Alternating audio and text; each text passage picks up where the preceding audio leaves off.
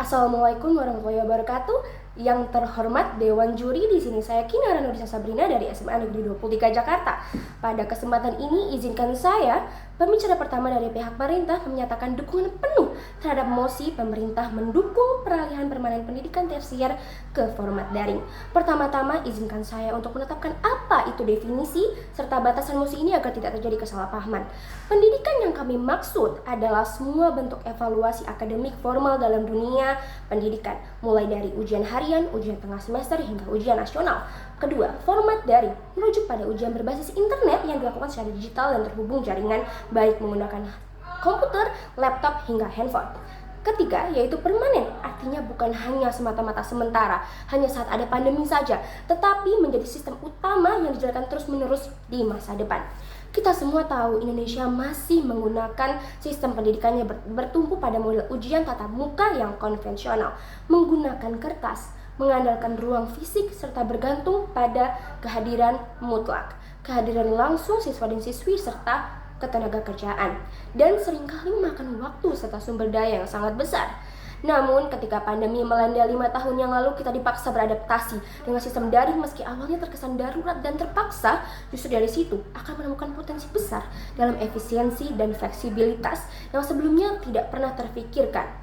Pasca pandemi, dunia terus bergerak ke arah digital. Banyak sektor termasuk pendidikan tentunya telah mengalami kemajuan teknologi, tapi sayangnya ujian atau tes hanya sekedar solusi ke sistem yang baru. Masih sering kembali ke sistem lama.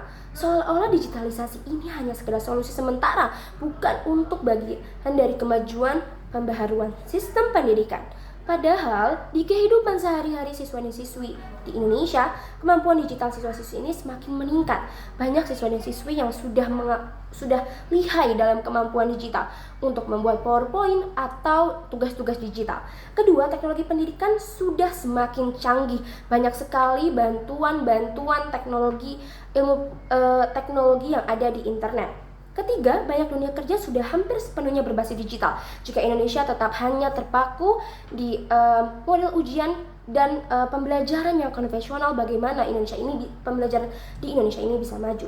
Maka dengan argumen pertama dari saya, yaitu efisiensi sumber daya dan waktu, peralihan ke format daring memungkinkan efisiensi besar-besaran dalam hal kertas, alat tulis, logistik ruang ujian, dan tenaga pengawas.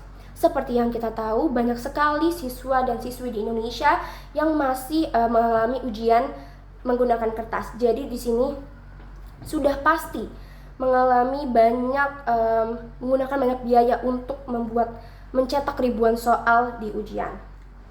Selain itu, koreksi di ujian pun bisa dilakukan otomatis lewat sistem. Maka itu untuk mempersingkat waktu. Ini tidak hanya menghemat biaya sekolah, tapi juga menghemat waktu dan juga tenaga pengajar. Bahkan bagi siswa, mereka tidak lagi harus membawa tas yang sangat berat dan alat tulis, hingga membebani mereka untuk membawa tas yang berat tadi dan mengalami dampak negatif di bidang kesehatan seperti skoliosis. Banyak yang kita ketahui bahwa banyak kasus di bangku SMA tertentu karena banyak membawa alat tulis yang berlebih. Argumen yang kedua yang akan saya sampaikan yaitu meningkatkan literasi digital peserta didik. Di era digital ini, keterampilan menggunakan teknologi dalam pembelajaran siswa dan siswi sudah menjadi hal yang sangat lumrah. Siswa dan siswi diwajibkan untuk membuat PowerPoint dan tugas digital lainnya yang pastinya menggunakan teknologi digital. Sangat disayangkan jika siswa dan siswi di Indonesia hanya terpaku dengan pendidikan tradisional yang hanya mengandalkan papan tulis saja, buku, di saat banyak teknologi yang banyak bisa dipakai. Hal ini pasti membuat siswa dan siswi mengalami ketertinggalan dan menjadi buta teknologi, serta kurangnya memperluas wawasan. Pendidikan adalah hal yang terus berkembang seiring dengan ilmu pengetahuan dan teknologi yang harus bertransformasi. Sebagai bagian dari sistem pendidikan yang juga harus ikut bertransformasi. Peralihan ke format daring bukan berarti meninggalkan esensi pendidikan, tapi justru meningkatkan fleksibilitas.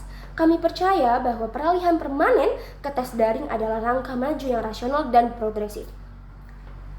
Oleh karena itu, peralihan pendidikan ke format daring adalah langkah pertama untuk menuju pendidikan yang emas. Terima kasih dari saya, Kinara Nurisa Sabrina. Assalamualaikum warahmatullahi wabarakatuh.